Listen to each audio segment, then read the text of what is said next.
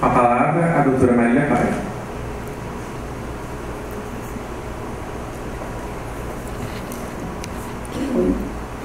Então, boa tarde. Agora, a última etapa do dia de hoje, né, nós vamos fazer uma mesa especialmente sobre um tema que o Conselho Federal de Biblioteconomia elegeu como tema deste ano e que nós, do CRB6, eu digo nós também, as gestões passadas, temos escolhido esse tema como muito relevante para nós desde anos atrás, não é dessa gestão e nem sob o comando do CFB, há alguns anos que estamos nessa luta.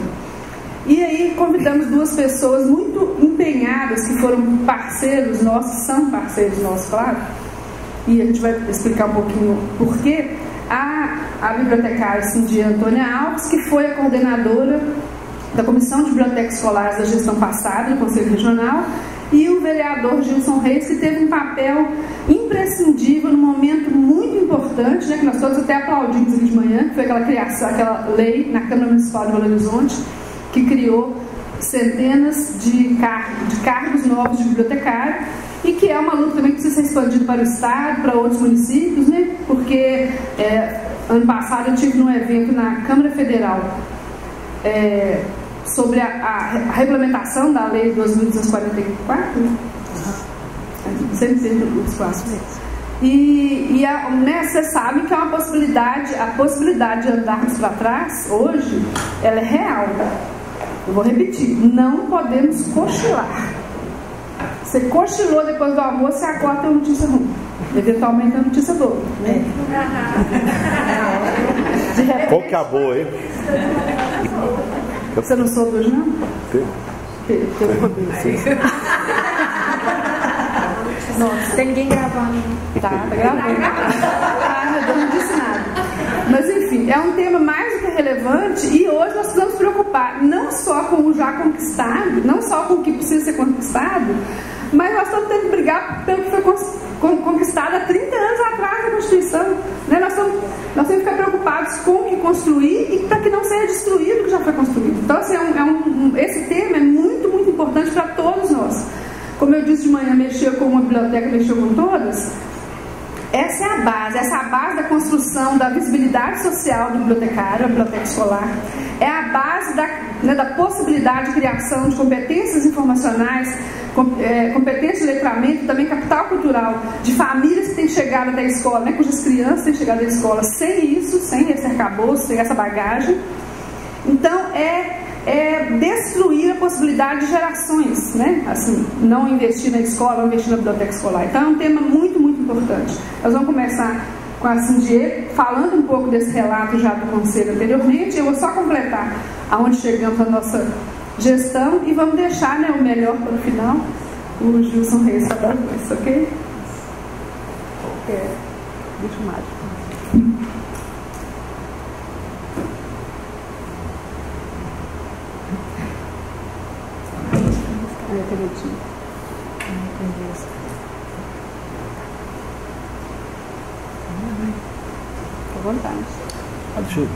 Boa tarde, pessoal.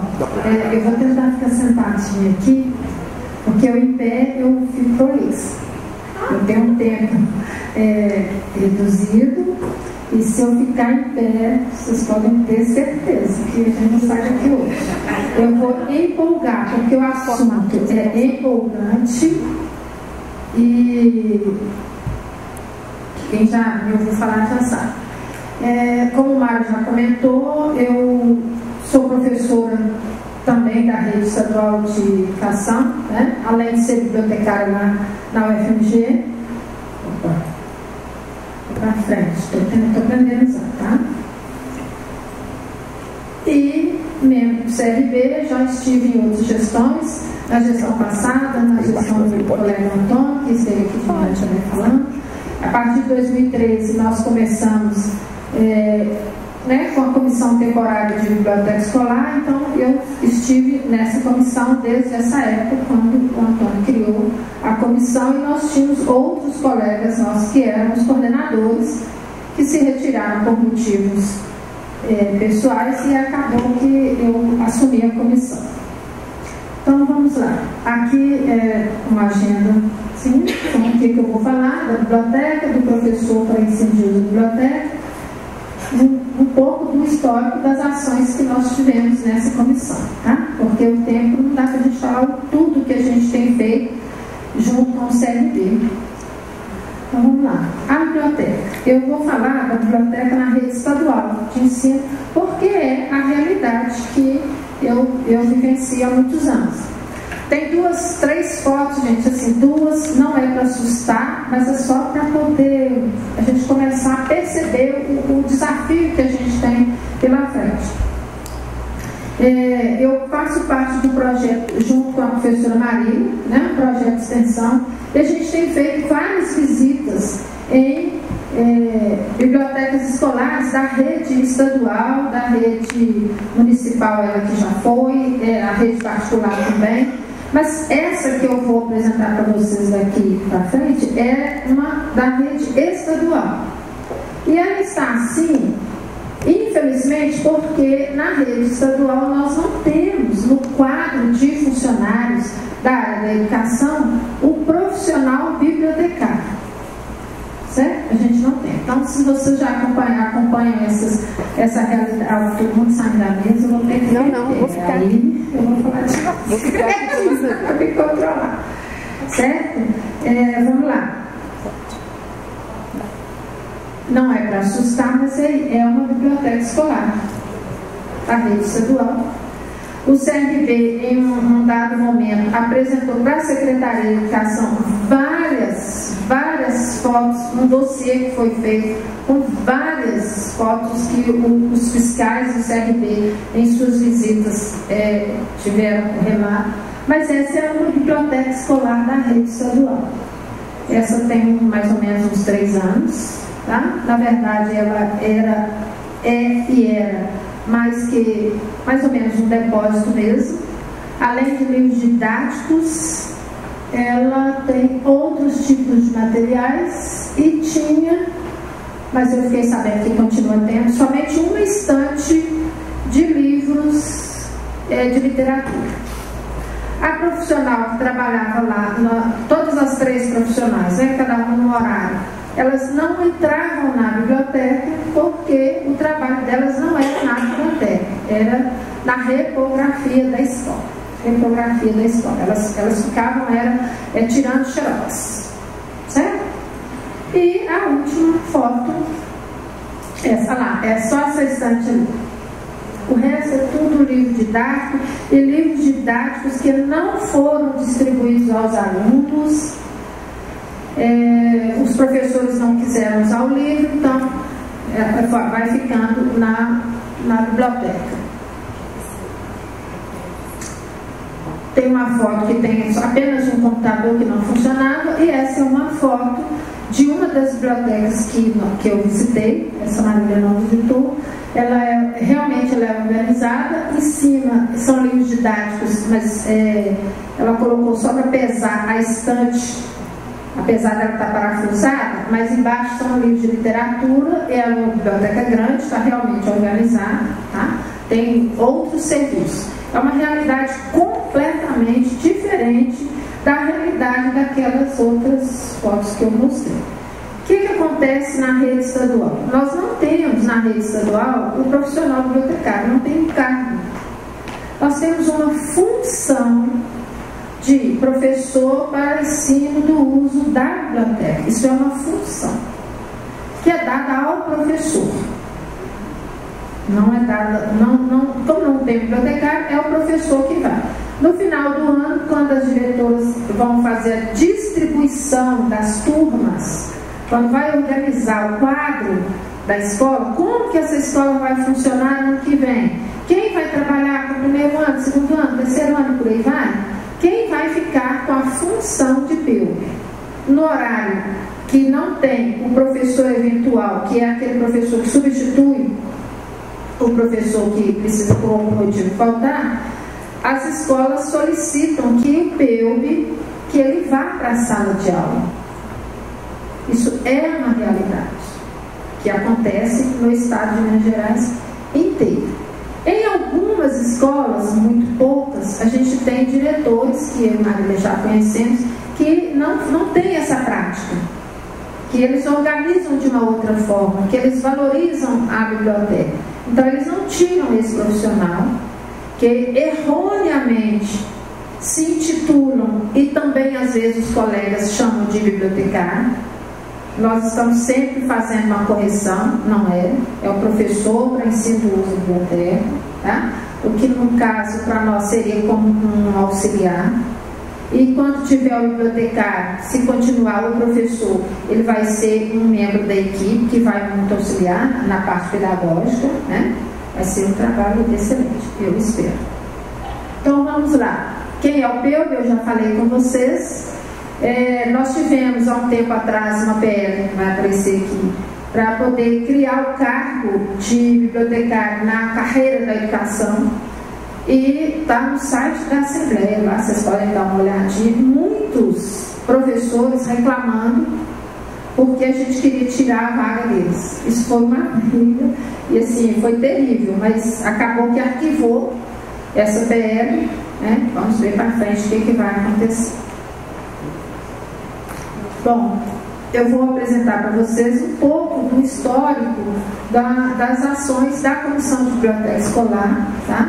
Mas assim, isso aqui não encerra todas as ações que nós tivemos, viu? Junto com outros colegas, tá, gente?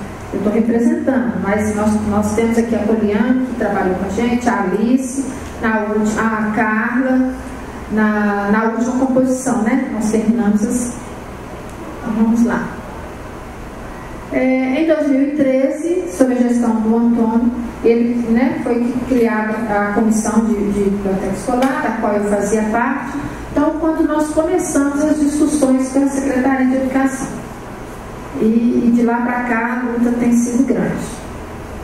Bom, já em 2000, o CRB fez as fiscalizações, tentou as reuniões com a Secretaria de Educação, começaram as autuações e a gente começa um diálogo com a Secretaria de Educação para a gente conseguir entender essa questão de não ter um profissional bibliotecário nas bibliotecas e também apresentar para eles a situação que as bibliotecas se apresentaram.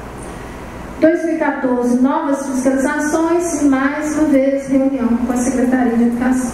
Todas elas nós nunca conseguimos, e Maria também fazia parte, nós nunca conseguimos ser atendidos pela secretária de Educação ou secretário de Educação. Nós sempre éramos recebidos ou pelo adjunto ou outros membros da equipe que não o secretário ou a secretária mesmo de Educação. E na época a secretária era a Ana Lúcia Gazola, ex-reitora da UFMG. Exatamente, e nós não conseguimos, né? Nós não conseguimos. Com todas as tentativas e tratativas, infelizmente nós não conseguimos. Aí eu não sei dizer se é porque a biblioteca escolar não era um assunto importante na Secretaria de Educação, que de lá para cá tem sido difícil tentar falar com o secretário ou o secretário mesmo. A gente sempre fala com alguém num nível que não vai resolver a situação do jeito que a gente quer, ou que a gente gostaria, né? Então, numa dessas reuniões ficou dito que teria um concurso para regularizar essa situação até o ano de 2017. Nós tivemos algumas propostas, nós ficamos até muito empolgados, algumas vagas, e assim, nós acreditamos que a coisa encaminharia, e infelizmente não se encaminhou. De novo, o CRB se reúne com a Secretaria de Educação e veio uma proposta dessa última reunião de publicação de um edital com 20 vagas que nós solicitamos. Não tem como, gente, são mais de 3.500 escolas no estado de Minas Gerais inteiro. Então nós pedimos então que tivesse pelo menos um bibliotecário por regional. Não só aqui de Belo Horizonte, a região metropolitana, mas no estado, porque a educação é dividida por regionais. Então nos foi dito que seria isso que seria feito. Infelizmente o edital do concurso saiu e nós não fomos contemplados, certo? Foi quando o então governador, substituindo na época, manda essa PL 5591 para a Assembleia Legislativa, da qual nós não tivemos isso. Em novembro de 2014 foi publicado o edital do concurso, mas infelizmente não tinha vaga para o bibliotecário. E, infelizmente, o pessoal, até sem saber das ações, do que estava acontecendo, ligam e reclamam diretamente com o CRB, sem saber quais são as ações que estão sendo tomadas, né? E acaba ficando tudo só nas costas do CRB. Quando o profissional é chamado uma participação mais efetiva para poder nos auxiliar, infelizmente, pelo menos até na época em que eu estava junto com a comissão, a gente não tem um retorno, assim, digamos que de um número considerável de profissionais que nos auxiliariam a fazer essa cobrança. Então, infelizmente, acabou, tiveram mais fiscalizações, notificações e divulgativo lá, o Estado não divulgativo. Em 2015, novamente, o CRB se reúne com a Secretaria e apresenta aquele dossiê que eu mostrei para vocês, que foi um trabalho belíssimo que os nossos fiscais fizeram, né?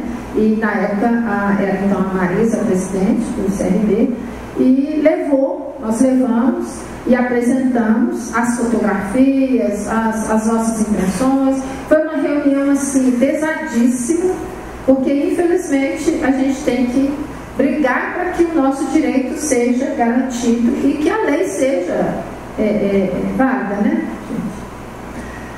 Então, dessa reunião, nós tivemos a publicação de uma resolução, a 2836, que é a resolução que organiza o quadro de profissionais todo ano na escola. Essa resolução, ela geralmente começa a mexer com ela por volta do mês de outubro. Quando chega em novembro, ali início de dezembro, ela já é publicada, então as pessoas já sabem como serão as contratações no ano seguinte.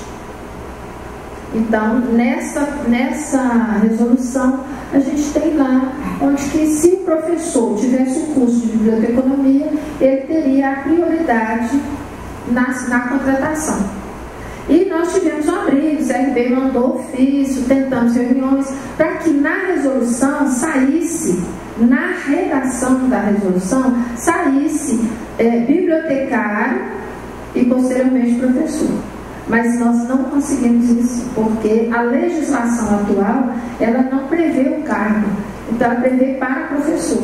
E foi o que nos foi explicado na época. Então teria que ser primeiro professor e uma segunda formação de bibliotecário. Novamente o CRB foi questionado sobre isso e por várias vezes nós tentamos explicamos, saíram boletins, mas infelizmente foi o que nós conseguimos à época. Para iniciar as designações, alguns colegas, nós solicitamos aos colegas que fossem as designações para apresentar a demanda. Alguns foram, muito poucos, não foi a quantidade que a gente esperava que fosse, porque se fosse uma quantidade maior, os diretores teriam um problema seríssimo para levar para as inspetoras, que teriam que levar para a secretária ou secretário de educação. Mas não foi isso que aconteceu. Alguns profissionais tentaram se candidatar, tá? Alguns lograram êxito em algumas cidades. O Conselho teve notícia de 2 bibliotecárias que tiveram êxito, foram contratadas, trabalharam até o final, mas no ano seguinte elas não conseguiram. E aqui em Belo Horizonte nós tivemos uma colega, que é também bibliotecária, que conseguiu, inclusive ela conseguiu 2 cargos. Estava muito felicidade, né, Maria? Muito feliz, porque ela é também pedagoga, assim como eu. Então ela conseguiu 2 escolas. Então ela trabalhava de manhã numa escola e à tarde em outra escola. Então, assim, uma era em Belo Horizonte e a outra pertencia a Contagem, eu acho que no mesmo município, não poderia. Então, nesse caso, ela conseguiu, porque ela é também professora. Tá? O que nós recebemos várias críticas, porque todo mundo diz, mas por que, se eu já sou bibliotecária e existe a lei, por que eu tenho que ter a dupla formação? Então, a dupla formação se dá pelo fato de ser uma questão legal da rede estadual para a área de educação. Tá? Bom, então, o Estado tem novas notificações, novas multas, novamente o CRB se reúne nós juntamos à época 69 reclamações de bibliotecários e levamos para a Secretaria de Educação e para o Ministério Público. Esse conjunto de bibliotecários entraram na Justiça e, infelizmente, esse foi um processo arquivado e, então, na época foi dito que isso era uma questão de fórum íntimo, não era do grupo. Então, se eu sou bibliotecária e eu estou me sentindo lesada, eu vou entrar particularmente. Certo? Então, infelizmente, mais uma perda, né? Nós tivemos esse problema. Foi quando, em 2016, o Estado cria um grupo de estudo onde os dois participantes do CRB, éramos eu e Maria, e nós brigamos demais nessas reuniões. Nós tivemos uma reunião e já começamos discutindo o assunto. Nós não fomos convidados para as próximas reuniões e até hoje nós não sabemos o que deu. Foi apresentado na primeira reunião quais seriam os planos, o que nós faríamos, e nós ficamos nessa reunião até hoje. Depois disso, nós não fomos chamados para mais nada. É isso mesmo, né? Grupo de trabalho desapareceu. Esse grupo de trabalho, ele simplesmente, gente, ele venceu sem apresentar nenhuma proposta. Novamente foi pedido que os bibliotecários tivessem prioridade na designação, né? Lá nesse grupo nós falamos o tempo inteiro, o CRB mandando mensagem, ofícios, encontro com um aqui, encontro com outro ali, e a gente fazendo a mesma solicitação. Em fevereiro de 2017, houveram novas fiscalizações. Nesse ano, um total de 24 processos contra o Estado de Minas Gerais. E, infelizmente, até então, eu estava, em 2017, na comissão. De lá para cá, agora a Marília vai apresentar para vocês como que ficou a situação. Mas, infelizmente, nós ainda não conseguimos, pelo menos até 2017, que o profissional bibliotecário tivesse prioridade na designação, na contratação para trabalhar nas bibliotecas. A única coisa que eles deixaram livre e deixaram aberto é, se ele for também professor, ele vai ser contratado como professor e não como bibliotecário. Então, a formação em biblioteconomia vai servir para ser um diferencial para que ele vá para a biblioteca. Então, infelizmente, nós não conseguimos até 2017 que a gente modificasse a situação nas bibliotecas escolares, certo? Por enquanto, é isso. Obrigada pela atenção.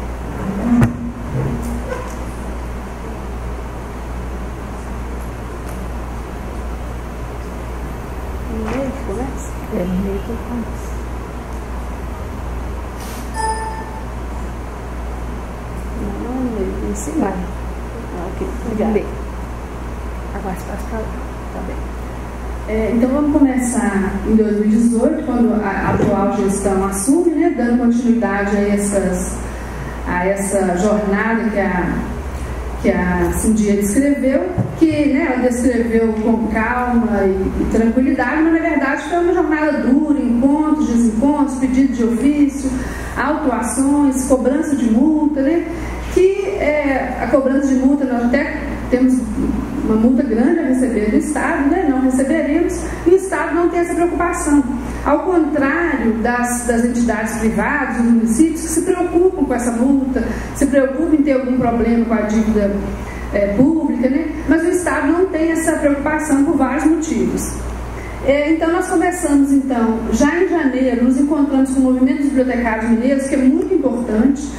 É um movimento livre de bibliotecários, começou com um grupo de WhatsApp, e eu não participo desse grupo, mas o grupo se manifestou várias vezes, nos procurou, tivemos reuniões reais, né, com o grupo, reuniões efetivas, e um grupo que estava muito atuante, acompanhando, demandando muito, e que foi um grande impulsionador, né, para nós foi muito importante isso no começo da gestão, porque de cara ficamos assim bem ariscos, bem alertas, porque a gente precisa mesmo de uma demanda forte. Em fevereiro fevereiro, já começamos a atuar, e também em março, no Plano Estadual do Livro, Leitura, Literatura e Biblioteca, onde, né, não sei se vocês conhecem todo o processo, começou em 2016, na verdade, nós atuamos aqui diretamente na fase final, eu e a Carla, né, 2 membros do Conselho, estivemos, né, participando da comissão que conduziu o documento final para a entrega legislativa. E aí é um trabalho árduo, muito grande, o tempo todo, em cada etapa, em cada dia de reunião, brigando para que a palavra bibliotecária aparecesse, que o bibliotecário estivesse ali, que tivesse garantido, mesmo que gradual. Óbvio que nós não queremos 3.500 vagas imediatamente, isso não é possível, mesmo porque entendemos que 3.500 bibliotecários, começando cada uma a sua escola, sem o planejamento do Sistema Estadual de Ensino e da rede de bibliotecas, é o caos. Não adianta, cada um batendo cabeça, não teremos um bom resultado. Então, mesmo no plano, nós propusemos uma coisa escalonada. Um grupo que planejasse o sistema e a rede de bibliotecas, né? Depois fosse distribuído para as superintendências de ensino, depois chegasse a 5 por escola, como mais ou menos é o inspetor escolar, até que em menos de 10 anos teríamos aí sim um bibliotecário para cada escola, mas uma estrutura bem feita, bem conduzida, com os instrumentos básicos já importantes, como a Prefeitura de BH tem conduzido agora. Então participamos muito ativamente do Plano Estadual do Livro e Leitura. Quero chamar a atenção aqui que, embora tenha fase regionalizada, o peso da educação foi muito grande, os educadores estiveram presentes em todas as regiões e também nesse grupo final. Então, nós tínhamos que disputar cada dia para que o bibliotecário não saísse da pauta, não saísse do projeto, né? E aí eu tenho que puxar a orelha pela primeira vez na minha gestão dos bibliotecários, que nós tivemos uma fase de consulta pública. Ora, nós temos todas as desculpas para não ir no encontro regional. Tem que faltar de serviço, é longe, mesmo que ele tenha sido regionalizado, mas consulta pública online, que desculpa nós temos para ter menos de 30 participações no estado de Minas Gerais? Que desculpa nós temos? Algum deputado vai se preocupar com o movimento bibliotecário? Então a gente tem que encarar isso. Foram divulgados nas redes de bibliotecário, nos meios de comunicação do CRB, onde estão todos os bibliotecários registrados, né? O Conselho de Minas e do Espírito Santo, mas nesse caso estou falando do Plano Estadual de Minas, e online menos de 30 participações. Então, assim, não vou esperar a resposta para isso, mas que desculpa nós temos para isso, né? E depois queremos ser relevantes, queremos ser reconhecidos. Que deputado vai se preocupar com um grupo que se limita a menos de 30, numa manifestação formal, né, registrada? Mas vamos lá. Em 7/3 tivemos uma audiência da Câmara Municipal de BH, onde, né, quem presidiu lá foi o vereador Gilson Reis, que conseguiu, né? Então foi um movimento que começou com o movimento dos bibliotecários mineiros. Quem abriu a porta da Câmara, né, e conduziu essa audiência pública foi o vereador, que está aqui presente, vai falar agora já, e que foi muito importante, foi muito barulho, foi uma audiência disputadíssima, teve que colocar uma sala à parte com videoconferência, que não coube todo mundo na sala, barulhenta, mas que por fim foi aprovado, né, o projeto de lei que criava essa nova rede de bibliotecas em Belo Horizonte com a inclusão desses cargos novos, de uma categoria nova de bibliotecários, seriam mais de 300 cargos.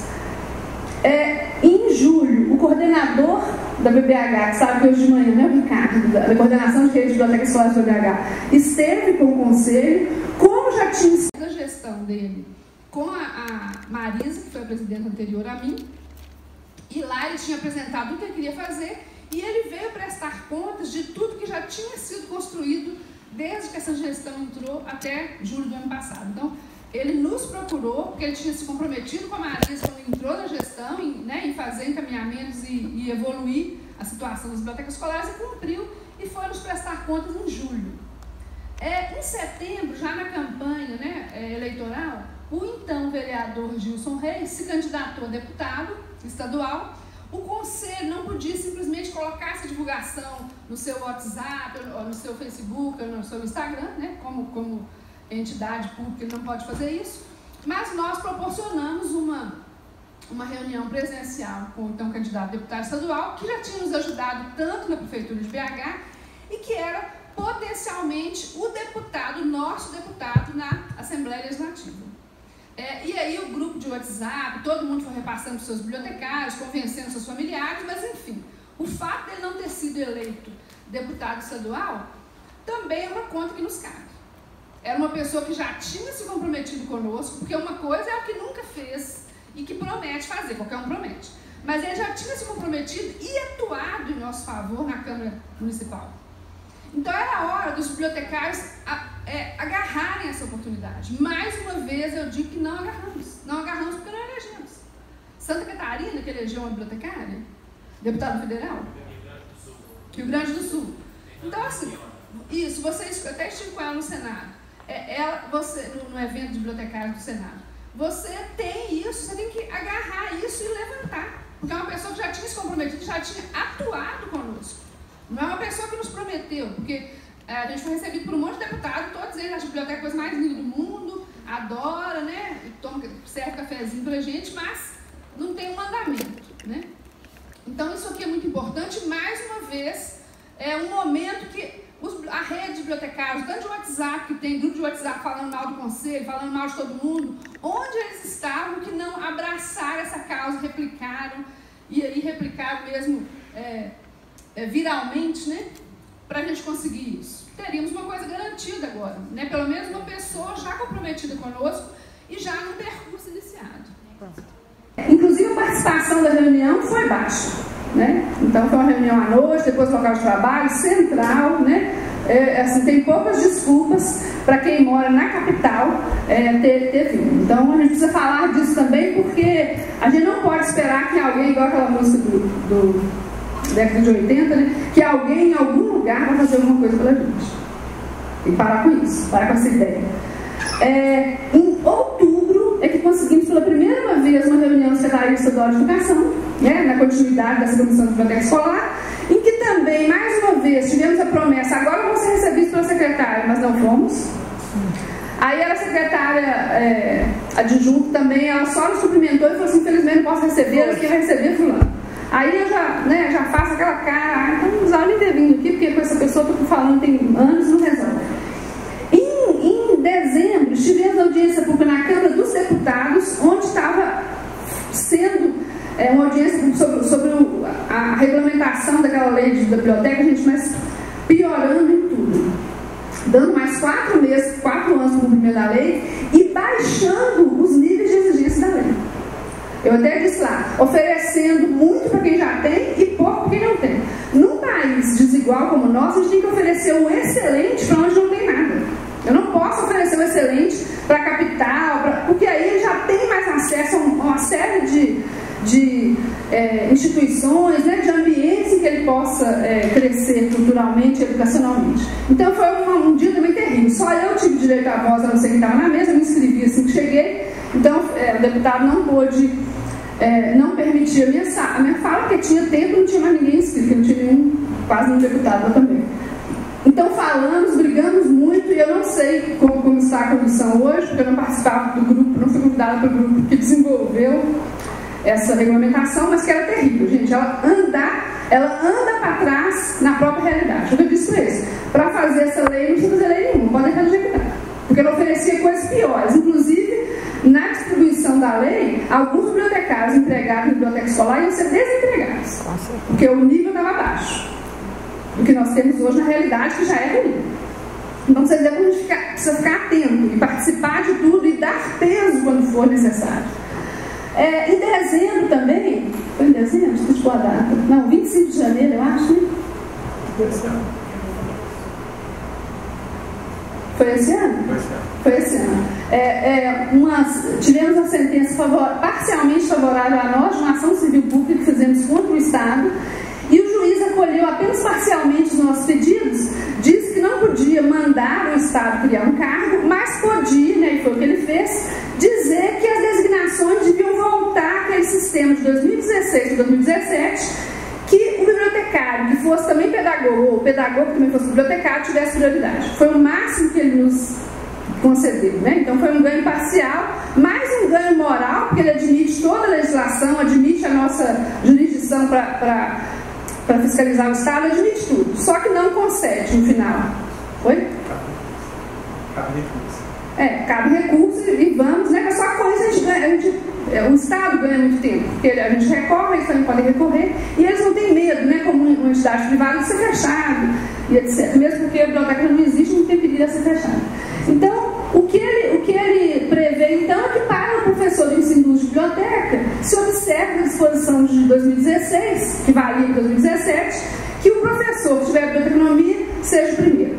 Nós estamos tentando, desde a eleição do meu governador, fazendo contato, parece que agora em abril vamos conseguir falar com a secretária, vai ser uma coisa inédita, nós vamos, né, dar muito alarme se conseguirmos falar mesmo com a secretária, porque nunca conseguimos, para ela falar, para a gente mostrar todo esse recurso. Ela também conhece pouco, né, da nossa realidade, vamos mostrar todo esse percurso e ver se ela pelo menos tem conhecimento dessa sentença, né, que é agora recente desse ano. E uma outra notícia, que pode ser uma boa notícia, é que 13 de março de 2019, o deputado estadual Jean Freire entrou, né, com um projeto, apresentou um projeto de lei que dispõe sobre o Programa Estadual de Universalização das Bibliotecas e prevê a valorização do profissional bibliotecário com provimento ao cargo nos termos constitucionais proporcional ao processo de implantação e melhoria, ou seja, vai ser uma implantação e melhoria gradual. Ele se baseou muito, ao que parece, no documento do Plano Estadual do Livro e Leitura, então olha como foi importante, né? Nós fizemos contato pelo ano passado também, e outros deputados, né? E como foi importante que no documento a gente tinha colocado, porque se ele usou esse documento, seu assessor levantou os documentos para ele trouxe essa ideia, né, da implantação gradual, mas sempre valorizando e incluindo o bibliotecário, mesmo que de forma escalonada na rede estadual de ensino e, portanto, nas bibliotecas escolares. Então, são duas, num tempo tão difícil, duas notícias promissoras, mas promissoras para a nossa luta, gente. Não é promissora para ficar feliz agora, postar no Facebook, ó, que bom tem essa lei, e não fazer nada. Nós vamos ter que ficar no trabalho, vamos ter que aprender, inclusive, né, com os nossos amigos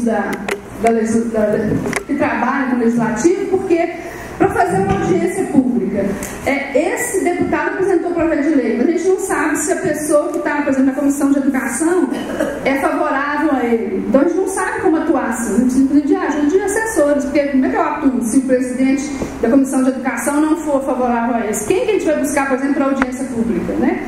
É um aprendizado que nós precisamos ter constantemente mais competência que a gente tem que desenvolver. Então, só para mostrar então um panorama da nossa jornada, né, e do trabalho, do empenho constante para conseguir isso, que é a nossa questão de honra no Estado. Estamos lutando com os municípios, com as faculdades particulares, com as escolas particulares e públicas. Estamos conseguindo muita coisa, mas realmente, o dia que conseguirmos, né, vencer essa barreira do Estado, vai ser uma mudança de paradigma, uma mudança de quantidade do mercado, né, para bibliotecários, talvez até dos cursos de biblioteconomia. Vai ter um impacto muito grande, porque é um mercado imenso, né? No Estado, que tem o maior número de municípios do Brasil e que tem mais de 3.500 escolas, só as estaduais. E agora eu vou passar então para o nosso companheiro de jornada, que eu mostrei aqui, Gilson Reis, né? Fica à vontade. Bom, primeiro eu queria agradecer o convite. Apesar de chegar atrasado, eu estava desde terça-feira em Brasília. Olha só. Eu sou presidente, eu não estou afastado, eu continuo na presidência da Confederação Nacional ao longo desse período. Agradecer pelo apoio, né? A eleição foi uma eleição muito difícil, né? Complicada, difícil, mas assim mesmo a vida, a gente ganha e perde, a luta continua. A Sindier também, companheira que a gente já teve contato também nesse processo, né? Primeira questão sobre o processo aqui em Belo Horizonte, né? Ela tem como base um plano municipal de educação que nós aprovamos. Eu sou vereador de segundo mandato, nós aprovamos aqui em Belo Horizonte o plano municipal de educação, né? Com base na discussão nacional, do plano nacional, do plano estadual e do plano municipal, e fizemos um embate muito forte no sentido de garantir que as metas e estratégias previstas no plano nacional estivessem presentes aqui no plano municipal de Belo Horizonte. E nesse plano aprovado há 2 anos e meio atrás, 3 anos, estava lá prevista, dentre as metas, a abertura e contratação de bibliotecários para a rede municipal de educação de Belo Horizonte, né? E precisaríamos de uma lei para poder regulamentar esse processo. O governo anterior não enviou a proposta.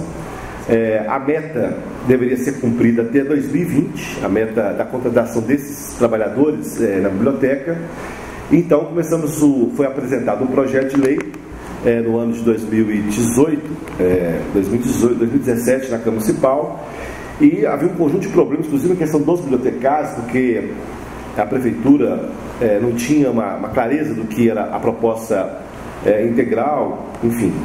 Então nós seguramos esse projeto de lei, eu era da Comissão de Educação nessa época, no ano passado, durante 8 meses. Realizamos 6, 7 audiências públicas, inclusive com vocês, igual você sinalizou ali, e fazendo, através desse processo, um processo de pressão para que nós pudéssemos, então, chegar à conclusão da necessidade da contratação desses profissionais na rede municipal de educação.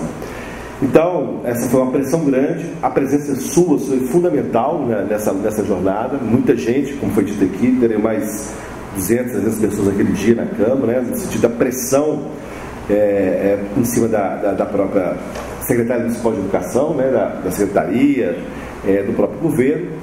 E nesse embate todo nós conseguimos então elaborar uma lei, aprovar uma lei que tivesse lá presente a questão da contratação dos 350 bibliotecários para a rede municipal de Belo Horizonte.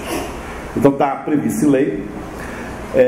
E agora nós temos uma outra batalha a ser desempenhada, que é exigir do prefeito que convoque o concurso para que possa então a gente ter as condições de contratar esses profissionais para a rede municipal. Então, eu penso que, inclusive esse encontro estava presente na minha cabeça, nós temos que fazer um movimento aí com o conselho, com associação, não tem um sindicato ainda, né? Tem o sindicato dos servidores. Servidores, o sindicato, o Sindibel, enfim, o Sindirrede, né?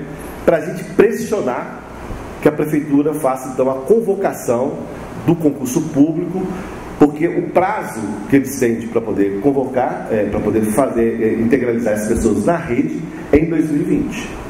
Então nós temos que realizar esse ano 2019. Então uma primeira questão que a gente podia fazer aqui, tirar como uma posição desse encontro aqui, um seminário, um ciclo de palestra. Ciclo de palestra. É a gente tirar uma posição de exigir a realização desse concurso, para que já possa ser integralizado as pessoas já no posto de trabalho, já a partir do ano que vem. A rede tinha 28, a rede municipal de Belo Horizonte tinha 28 bibliotecários, alguns deles já de função, inclusive, para a Secretaria Municipal. Eles estavam nas regionais, era um por regional que acompanhava um conjunto de escolas por regionais, 10, 15 escolas, então bastante precário o trabalho. Então essa situação da construção desse concurso poderá ajudar a fazer esse movimento. Esses estavam lá, foram iniciados por outras funções, então nós precisamos imediatamente iniciar essa luta para o concurso público. Então é uma primeira questão, já podemos nos próximos dias começar a pronunciar no plenário da Câmara, na Comissão de Educação, começar a fazer pressão, mas a pressão não terá só isso se a gente tiver um movimento muito maior do que a nossa pressão, que ajuda, mas precisa de respaldo de pessoas para nos ajudar a fazer esse movimento. Naquele período, quando nós conseguimos então aprovar o projeto na Câmara, com base no Plano Municipal de Educação, nós então tivemos a possibilidade de discutir na Assembleia Legislativa. Foi uma iniciativa que nós tivemos 2 reuniões, parece, na Assembleia Legislativa, na tentativa de colocar também no Plano Estadual de Educação de Minas Gerais as metas estabelecidas no Plano Municipal e no Plano Nacional, para que nós pudéssemos ter mais um instrumento capaz de abrir a possibilidade da contratação dos 3.500 trabalhadores bibliotecários da rede estadual de educação. Houve um compromisso do deputado Rogério Correia, fizemos alguns contatos, discussão. O plano eu tive com o governador, à época também o Fernando Pimentel, na tentativa de colocá-lo na condição da gente poder aprovar essa emenda dentro do plano, já que não estava previsto no plano, na proposta original apresentada pela Conferência Estadual de Educação e sintetizada numa proposta que foi encaminhada à Assembleia Legislativa. E naquele processo nós não conseguimos, porque havia uma crise já fiscal bastante severa no Estado.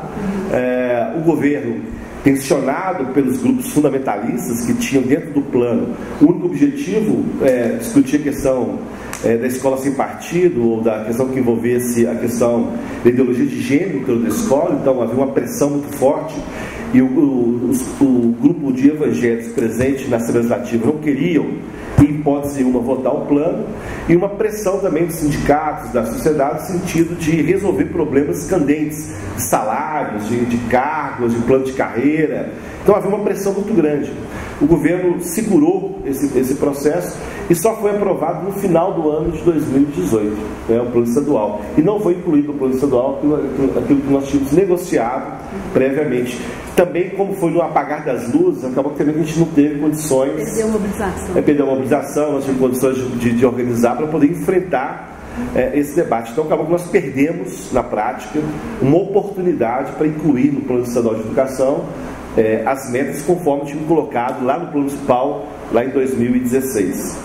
Então essa é a situação que nós vivemos nesse período, e é preciso, no plano estadual, se essa lei, nós conseguimos através dessa lei, que é uma iniciativa interessante do deputado, porque ele pode inclusive estar incluído no próprio plano de educação, então ele sempre cria por outras vias, e a gente conseguir fazer isso. É mais difícil porque no plano, como havia um plano total, e ele estava previsto no plano nacional, seria mais fácil incluir dentro do plano estadual do que buscar uma lei específica, porque a lei específica tem muitas dificuldades na própria Assembleia Legislativa, e diante do governo desse, inclusive, tem muita dificuldade de compreender esse processo todo. Então, é uma iniciativa boa, mas eu acho que só será exitosa se nós tivermos muita pressão em cima da Assembleia Legislativa, em cima dos deputados, para que seja aprovado em cima do governo. Porque qual é o problema? Aí acho que isso são aspectos que nós temos que colocar nesse processo. Qual o problema que nós estamos vivendo? Nós tivemos uma emenda, a emenda 95, aprovada pelo governo federal, uma PEC, que estabelece a seguinte questão: a União, os estados e municípios não poderão, a União não poderá majorar em 1 centavo os investimentos nas áreas sociais, de educação, de saúde, de assistência primária, a não ser a própria composição da inflação. Então, na prática, vamos dizer assim, você tem um crescimento do Brasil de 10% do PIB, isso não é um sonho, um crescimento do PIB, e nós tivéssemos aí o PIB de 6 trilhões, nós tivemos 600 bilhões para poder aplicar na educação, melhorar a saúde, não pode aplicar. O superávit que é alcançado na economia brasileira só pode ter um destino: pagamento e rolagem da dívida pública. Essa está prevista na PEC 95 e estabelece critérios bastante draconianos, eu diria, que em torno de 45% a 50% do orçamento federal hoje é destinado ao pagamento e rolagem da dívida, Então, na verdade, o Estado brasileiro, através da emenda 95, engessou o orçamento federal, inviabilizando qualquer entrada de outras políticas públicas dentro do orçamento. Por que eu falo isso?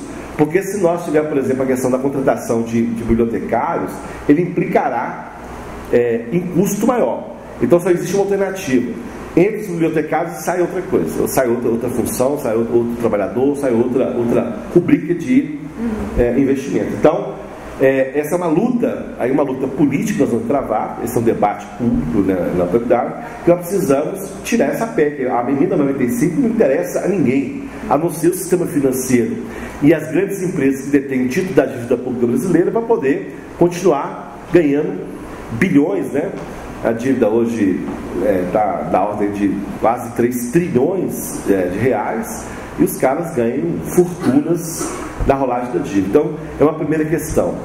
A segunda questão é que nós estamos diante de uma nova PEC apresentada pelo governo Bolsonaro. Qual é a PEC? Ela veio juntamente com a PEC da reforma previdenciária, que é a PEC da desvinculação obrigatória para a área da educação, de saúde e segurança. Ou seja, hoje nós temos 25% para a educação.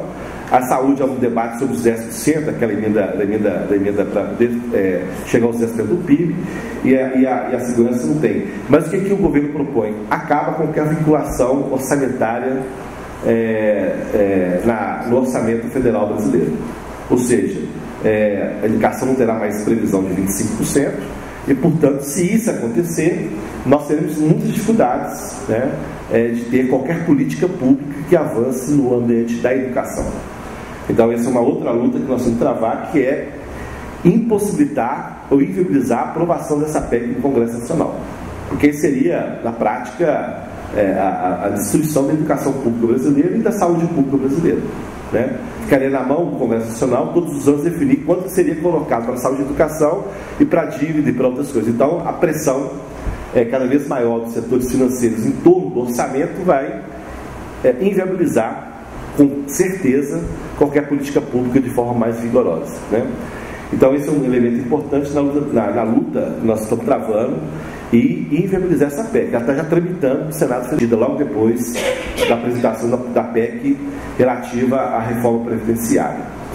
E um terceiro elemento que faz parte também da política do governo atual, já veio do governo Temer, é que o governo não convocou a Conferência Nacional de Educação, porque a Conferência Nacional de Educação ela é obrigatória para que a gente pudesse acompanhar as metas, porque quando estabeleceu o plano, estabeleceu no prazo de 10 anos várias metas. Por exemplo, a educação infantil, nós tínhamos até o ano de 2018 a universalização da educação infantil até 4 anos de idade, de 4 a 5 anos. Então, era obrigação das prefeituras de todo o país dar as condições para que as famílias tivessem acesso à educação infantil. Então, essa era uma meta, foi cumprida. Quem não cumpriu está pagando o crime de responsabilidade, etc. E está ainda lá várias metas, né? E o governo Temer não convocou a Conferência Nacional, só veio convocar no final do ano de 2000 no final do governo dele, 2017, né? 18. Final de 2018, esvaziado, a Conferência esvaziada, né? Com pouca presença de pessoas. Ele destituiu todo o Fórum Nacional de Educação, que era das entidades que ajudaram a construir o Fórum, colocaram o setor empresarial, os outros setores para tomar conta do Fórum, portanto desorganizou o Fórum Nacional. E a posição do atual governo é de que o plano ele não tem prioridade. Ou seja, as metas, as 356 estratégias estabelecidas, tudo isso não tem o objetivo de ser alcançado.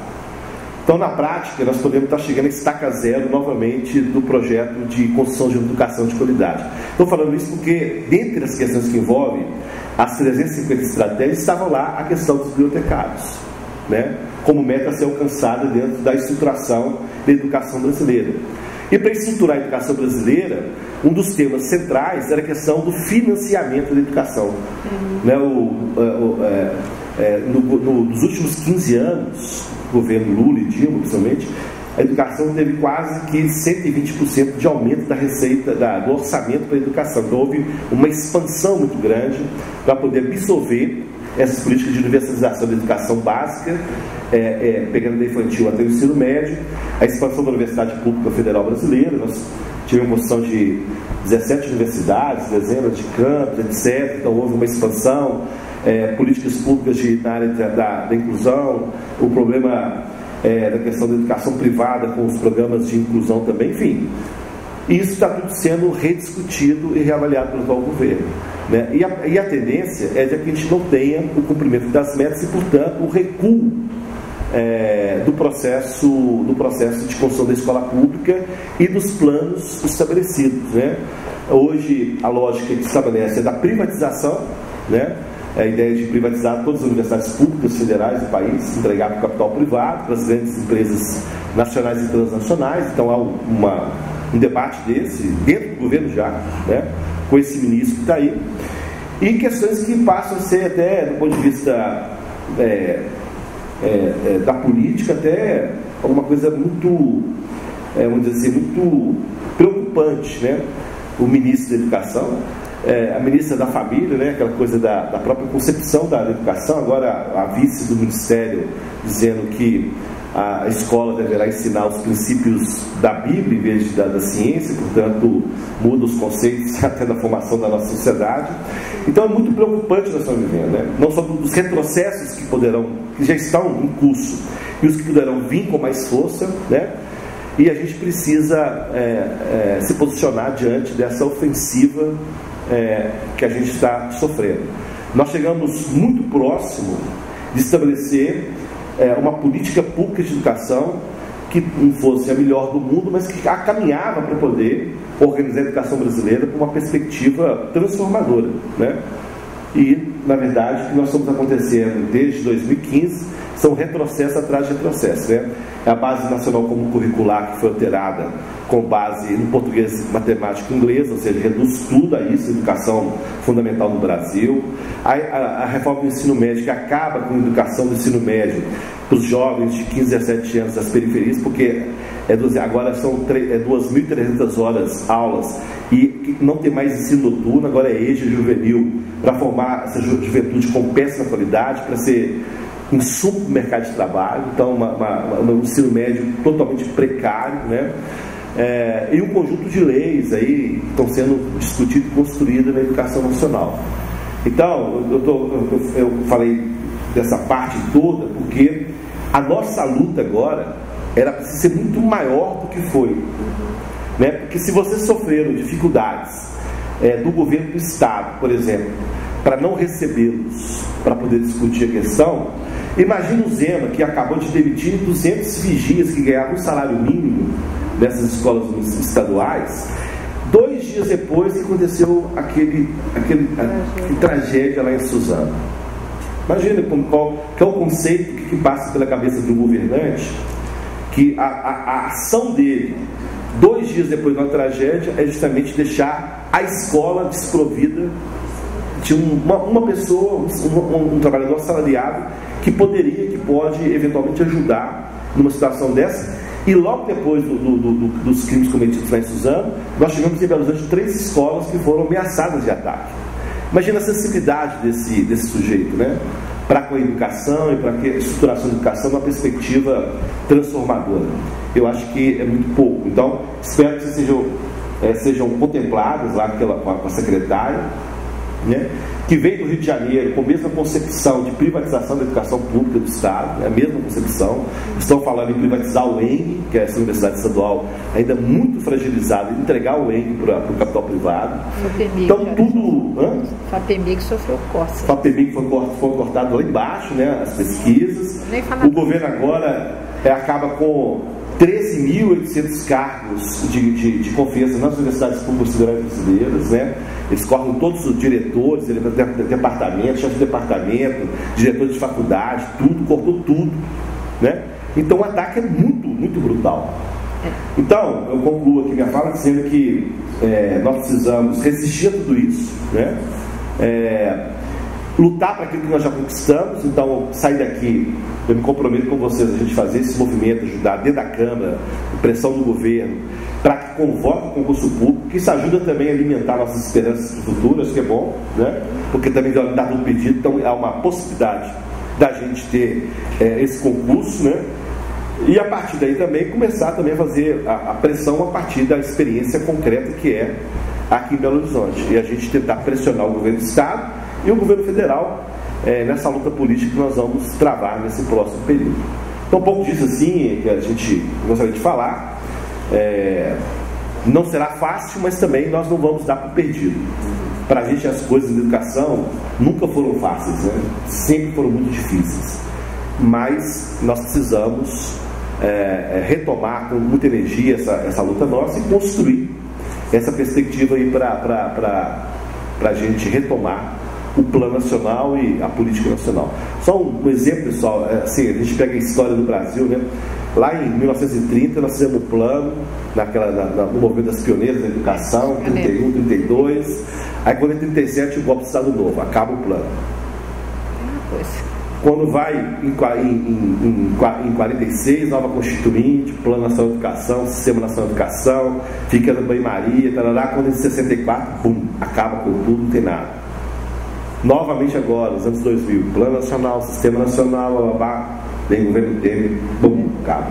Então é isso, nossa história, a gente sempre, quando a gente pensa, nós estamos avançando, chegando em algum lugar de avanço, acontece golpes, acontece interrupções de processos democráticos e retomam a estaca zero. Então, essa é a nossa luta e pode contar comigo para a gente enfrentar os desafios e os problemas colocados nessa conjuntura tão difícil, mas que mais nós vamos enfrentar para poder construir algo que possa nos alimentar as nossas esperanças. Então é isso aí, obrigado. E estamos apostos lá na Câmara Municipal de Belo Horizonte. Obrigado. Nós não temos muito tempo, mas tem duas coisas que eu gostaria que, primeiro, o vereador comentasse, depois eu vou fazer uma questão para a Cindia comentar. É uma outra coisa também que vem nessa mesma onda de destruição, né? Que é o quanto foram quebradas as entidades representativas de classe. Primeiro foi a tirar aquela contribuição compulsória anual, né, dos sindicatos. Agora, dificultar, né, a contribuição mensal dos que querem contribuir com o sindicato, em vez de ser natural, vão ter que tirar um boleto, etc, etc. E eu sempre, quando falo do bibliotecário, faço, gente, você tem que associar, você tem que participar do conselho, porque é compulsório, é obrigatório. Participar da associação, você tem que buscar participar e sindicalizar onde você trabalha. Se é bibliotecário da Copasa, seja do sindiário. Você trabalha em Betim, Sindiúde Betim, você trabalha na educação em Betim, por exemplo. É importantíssimo. Porque a gente não vai conseguir nada conversando de um para um. Tem que ser via essas instituições. E já começar, né, então, quebrar as pernas das entidades representativas de classe e até o impensável. Né? Tem uma deputada agora no governo federal que ela quer acabar, inclusive, com os conselhos de classe. Eu imagino que ela não tem uma profissão regulamentar, talvez, e ela não entenda nem como é que essas coisas funcionam. Então, eu queria que você comentasse isso, a destruição da estrutura de proteção do trabalhador também. Ele já não tem muito direito. E o pouco que tem vai ficar muito difícil. Isso é um absurdo, né? Porque as entidades sindicais, historicamente, desde os anos 30, né, 32, com Vargas, com a construção do Ministério do Trabalho, depois em 43 com a CLT, constituiu uma forma de financiamento dos sindicatos, que é o imposto sindical. Isso sempre foi também questionado, debate e tal, mas sempre foi a forma de estruturar financeiramente as entidades sindicais. O governo Temer, na reforma trabalhista, né, na reforma do trabalho, ele acaba com a obrigatoriedade do imposto sindical, na prática acaba com o desconto do imposto sindical, né, e o Supremo Tribunal Federal acaba com a taxa assistencial, a taxa negocial dos sindicatos para os não filiados. Havia já uma decisão do governo Temer e também do Supremo de tentar liquidar os sindicatos. Mas nós temos outros mecanismos. Por exemplo, eu fui presidente do Sindicato de Professores.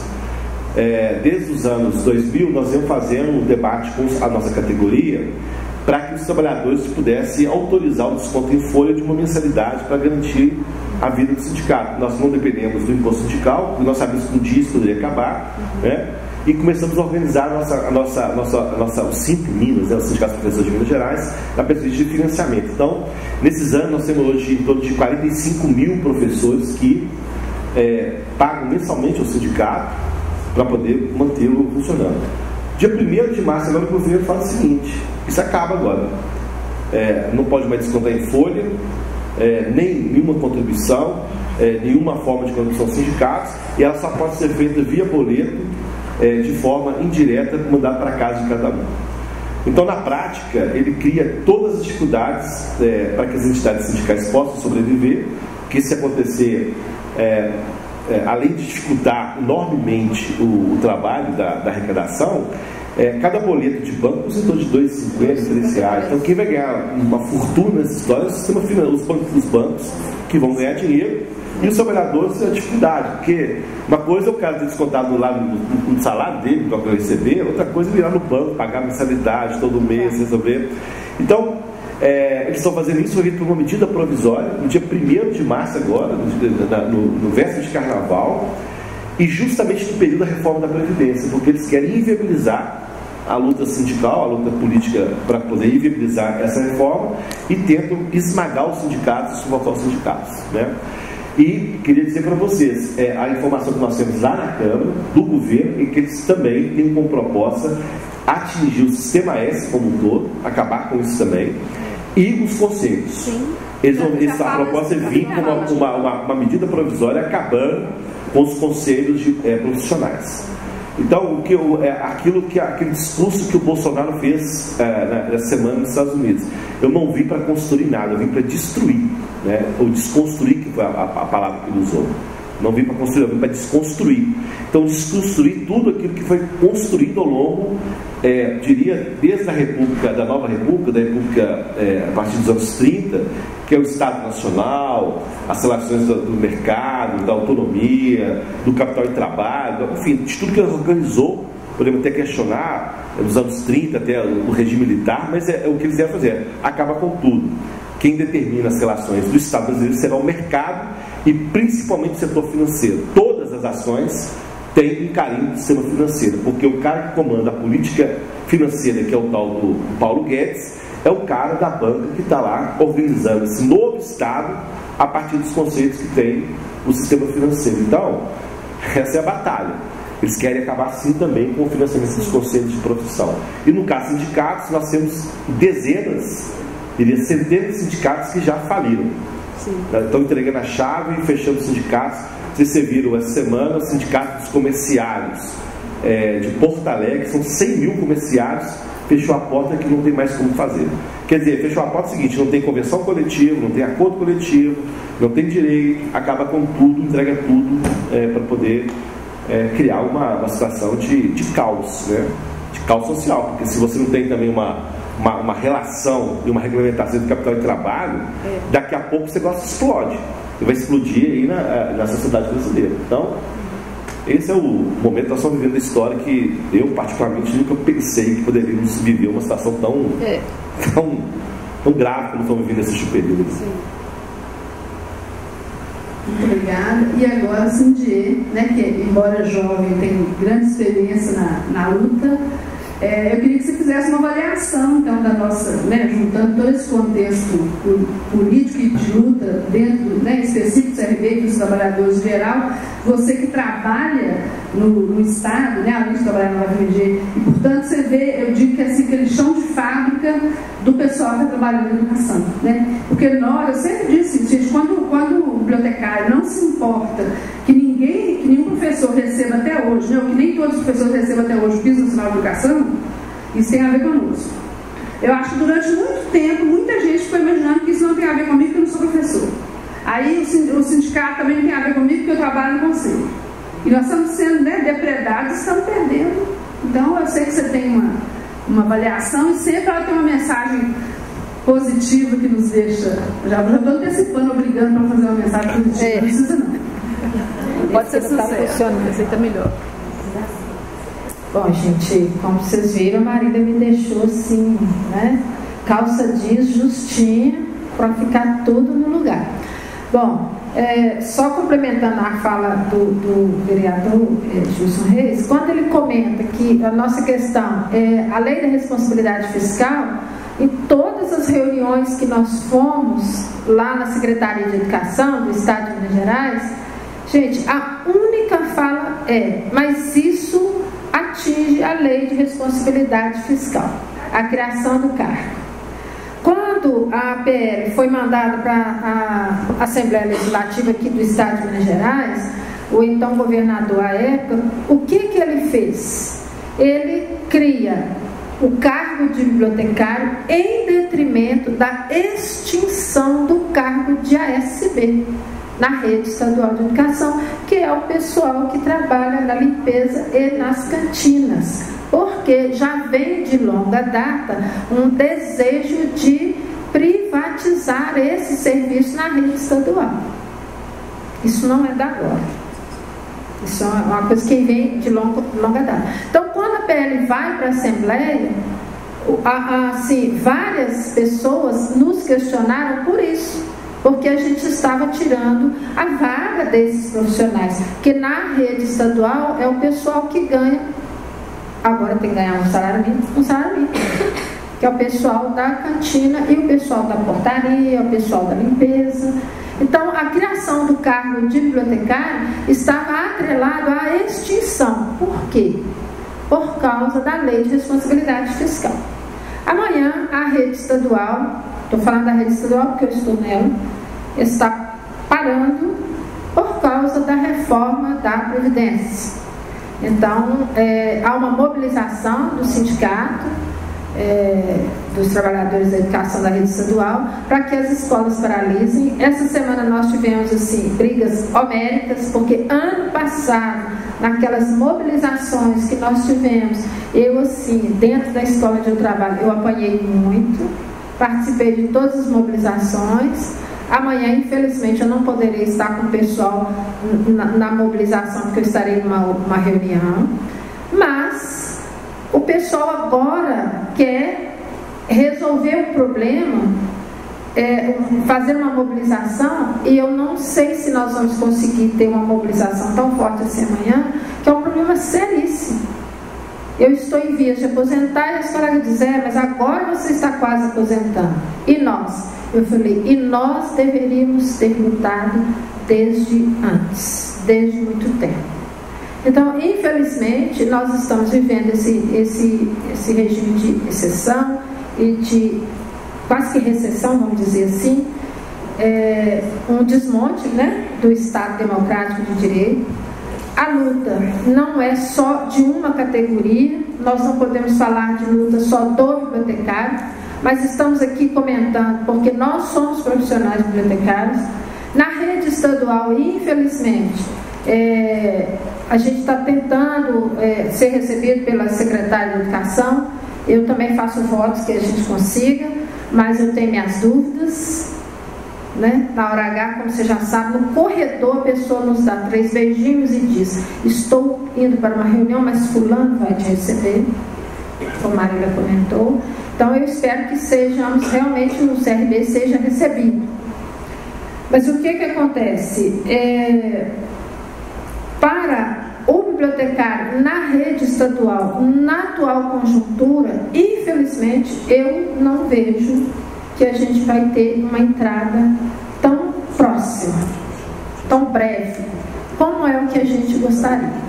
Como vocês viram na colocação da Marília, a única coisa que o desembargador deixou para nós foi que voltássemos àquela resolução, ou seja, que o professor, que é professor e também bibliotecário, ele tenha prioridade. Isso ainda não caiu nas graças do pessoal da educação, das professoras. Apesar de eu fazer grande propaganda do nosso curso de biblioteconomia, faço propaganda sim do nosso curso, das faculdades de educação à distância, da UFMG, da qual eu também faço parte, e de outras escolas de biblioteconomia, de Formiga. Por quê? Nós vamos precisar de profissionais bibliotecários para atuar. Mas quem está na rede estadual são as professoras. Então não é hora da gente brigar, é hora da gente unir. Nós, bibliotecários, eu espero não ser apedrejada por isso. Na minha perspectiva, se quisermos entrar para a rede estadual e atuar como bibliotecário, nós vamos ter que nos tornar também professores. E os professores que quiserem a prioridade para ir para a biblioteca, vão ter que se tornar bibliotecários. Porque, infelizmente, a legislação, como o vereador bem comentou, ela não modifica com facilidade. Infelizmente. Então, se eu posso dizer assim, que eu não estou sendo otimista hoje, como eu sempre sou, é porque a realidade da rede estadual é essa.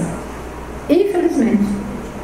Nós na escola onde eu trabalho, vocês, na realidade onde vocês trabalham, todo mundo quietinho. Nós vamos ter que nos movimentar. Todos.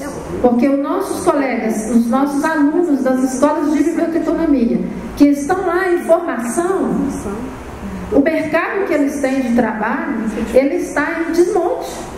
Então nós vamos ter que garantir. Nós, bibliotecários reformados, e os alunos de biblioteconomia também vão ter que partir para a luta. Nós vamos precisar de encher galeria de assembleia. Assim como o pessoal da PBH e muitos bibliotecários, muitos dos que aqui estão, encheram galeria da Câmara Municipal. Se não encher galeria, gente, não tem como. A nossa colega nos disse na última frase, se a gente não... Quem bota o ovo tem que cacarejar. Se a gente quer espaço, nós vamos ter que brigar pelo nosso espaço. Nós já temos o nosso, nós que estamos nas nossas funções dentro das nossas bibliotecas. Mas se nós quisermos garantir a nossa profissão dentro das escolas da rede estadual, nós vamos ter que partir para o abraço. E junto com a classe. Consciência de classe. Porque se eu estou na UFMG e já estou no Estado, por que eu tenho mesmo que ir participar de assembleia, lá na Assembleia Legislativa? Porque eu fui participar com a Marília e nossos colegas que estão aqui do Plano Estadual de Livre Leitura e lá brigar, mas brigar mesmo. Eu não vou dizer que nosso Estado sai no TAC, porque nós não saímos no TAC. Nós somos muito educados, mas era necessidade. E por que a galeria não estava cheia de profissionais bibliotecários? Então, eu conclamo a classe bibliotecária e a sociedade civil organizada que venham para o nosso lado batalhar para que a gente tenha a vaga garantida para o profissional bibliotecário na rede estadual, a partir da criação do cargo de bibliotecário, a despeito da lei de responsabilidade fiscal, porque a lei existe. Então nós vamos ter que fazê-la cumprir. E que nenhum profissional perca o seu cargo, e que nenhum profissional perca a sua vaga, mas que nós possamos colocar mais profissionais para trabalhar pela educação. E que a gente tenha uma educação de qualidade, e que essa educação de qualidade que ela tenha nas bibliotecas da rede estadual de educação, profissionais qualificados na área da biblioteconomia, porque já temos lá os profissionais professores, assim como eu, que também somos qualificados, mas não para a área da biblioteconomia, para que a gente possa modificar a nossa realidade, para que nós não tenhamos outros acontecimentos como o que nos estarreceu, como em Suzano, em São Paulo. Então, infelizmente, eu não tenho muita coisa assim, muito feliz para dizer para vocês. Para a rede estadual, eu acho que nós vamos ter que batalhar mais. Vamos ter que encher galeria. E nós vamos ter que apoiar as ações do CRB. E que caso eles acabem com o conselho, e que a gente, como classe unida, mantenhamos o conselho vivo e ativo, para que a gente possa continuar nessa luta. É o que eu posso dizer para vocês. Vale a pena ser bibliotecário, vale a pena ser bibliotecário universitário, escolar e de bibliotecas públicas, e vale a pena a gente lutar pela educação do nosso país, para que a gente tenha uma sociedade civil organizada e que a gente não perca os direitos que a gente já conquistou ao longo da nossa história, a despeito de A, B ou C, e que nós nos mantenhamos unidos, independente do nosso credo e da nossa filiação partidária. Obrigada. 30 segundos aqui. Belo Horizonte não tem problema da lei de responsabilidade fiscal. Não, estou falando do Estado. Então, hoje nós temos a parte gasta ou investida nos servidores em torno de 42%, 43% do conjunto do orçamento municipal. E a lei de responsabilidade fala em 65% disso. Então, não há nenhum tipo de impossibilidade da prefeitura convocar o concurso público e garantir. Então, essa justificativa não existe e há a possibilidade real de convocação e de estabelecimento dessa profissão. Eu falava com a Marília aqui, a gente talvez, se toparem, fazer uma audiência pública agora no mês de abril ou maio, né, convocar a categoria, convocar o governo para poder exigir a realização do concurso público, fazer pressão, igual nós fizemos aquela vez, a gente criar as condições para poder pressionar e exigir a criação de 350 cargos, que seria bastante interessante para a categoria, né? Então a gente pode assumir esse compromisso também de pressionar, e não tem nenhuma justificativa que não seja de fazer um concurso, porque a lei já estabelece e o plano municipal também estabelece. Tá eu bom? já tenho ganho, né? Mas o Estado... O Estado aí já é o Estado é outra coisa. Quer falar? Vou até ficar em pé. Fala aqui então. A da câmera, né? Vendo, ouvindo tudo isso, também não podia deixar de falar, porque aqui tem gente da biblioteca escolar, né, de todo o segmento, biblioteca jurídica, universitária e tal. E também foi um questionamento muito grande a questão de não termos um sindicato, né, por quê e tal. Então, por meio também do Gilson, nós conseguimos contato com o sindicato das escolas particulares, né, que é o Sindicato dos Auxiliares, que é onde nós também trabalhamos em instituições particulares, né, somos subordinados, vamos dizer assim, somos sindicalizados. Então, por meio dele, reunimos, foi-nos explicado a questão de que existem projetos para que seja criada uma carreira também para o bibliotecário dentro do sindicato, que é o SAMG, né? E foi também nos colocado que muitas vezes não foi possível levar isso adiante, primeiro por causa do cenário que já foi exposto aqui, né? Que eu não preciso nem te repetir, a questão do sindicato.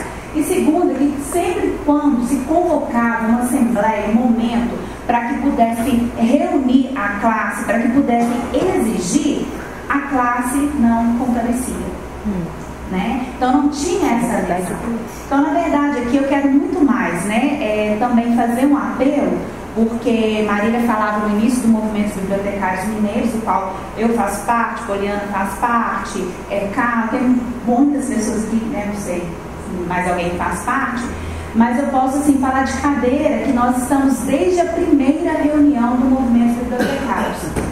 E nós somos quase 200 pessoas, né, dentro de um grupo de WhatsApp, onde que a gente divulga periodicamente as nossas reuniões e que o máximo que aparece nas nossas reuniões são, o dia que foi mais foram 8 pessoas. E sempre as mesmas pessoas. Então isso porque alguém virou aqui e falou da consciência de classe. Então a questão é essa. O nosso cenário exige que a gente tenha essa consciência da nossa profissão e mais ainda, estou vendo, né, o vereador convocar para uma audiência pública, nós precisamos de fazer isso, mas se forem 5 pessoas, 30 pessoas assinarem uma petição, para a gente não vai adiantar. Então nós, enquanto profissionais, enquanto realmente pessoas conscientes, que militamos pela nossa profissão, o que nós podemos fazer? Né? E a questão é participação. O nosso encontro aqui foi divulgado no nosso grupo com mais de 180 pessoas, né, em tantos outros grupos que sempre reclamam, se dispõem a reclamar, se dispõem a questionar e principalmente o que o CRD faz, deixou de fazer e tal.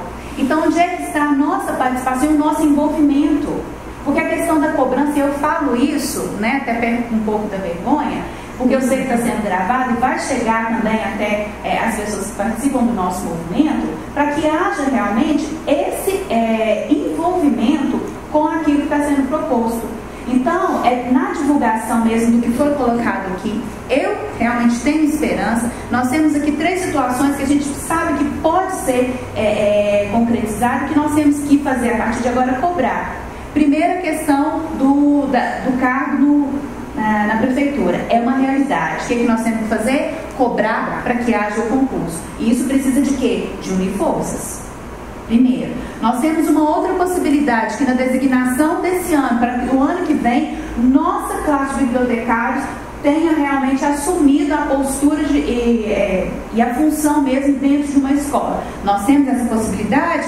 Temos, está lá na lei. O que nós temos que fazer? Correr atrás, procurar e fazer com que isso também se cumpra. Nós temos uma outra possibilidade, que foi agora, do PL que foi criado. O PL sozinho não vai ser nada. O que nós vamos fazer? Diante de tudo que foi exposto, procurar quem é de comissão de educação, procurar quem faz parte disso, quem faz parte daquilo, cobrar, estar juntos. Então é isso. Agora, só que conselho, que nós somos 18 pessoas, alguns suplentes, né, e outros efetivos, que nós nos reunimos 1, 2 vezes no mês, nós não vamos conseguir fazer isso. Nós não vamos. Um grupo de WhatsApp, que está cada um em algum lugar só cobrando e não dá a cara a tapa, nós não vamos conseguir fazer nada disso. né? Então, assim, 3 pessoas, às vezes, de uma comissão, não vai conseguir fazer nada. O negócio, nós temos uma coisa muito a nosso favor, feio de falar, né? Nós temos redes sociais. E a gente vê aí tanta coisa que acontece, como foi repassado pra gente, por meio das redes sociais. Né? Então nós temos isso a nosso favor e é algo que a gente tem condição de fazer. Se eu não posso estar presente aqui, que eu sou de outra cidade, então nós temos pessoas que se deslocaram do norte de Minas para estar aqui conosco, tiveram essa disponibilidade, por que nós não podemos fazer também outros movimentos para isso? Né? Mesmo que seja por meio da divulgação das redes sociais. Então assim, eu vejo que nós temos sim, eu já sou, fui otimista agora, porque eu acho que a gente tem condição quando a gente une forças, né? Isso não é utopia, isso não é idealismo, isso é uma verdade. E se a gente fizer isso, com toda certeza a gente vai conseguir realizar o nosso objetivo. Mas cada um num canto, na sua associação, nós no conselho e gente reclamando em todo canto, nós não vamos conseguir, né?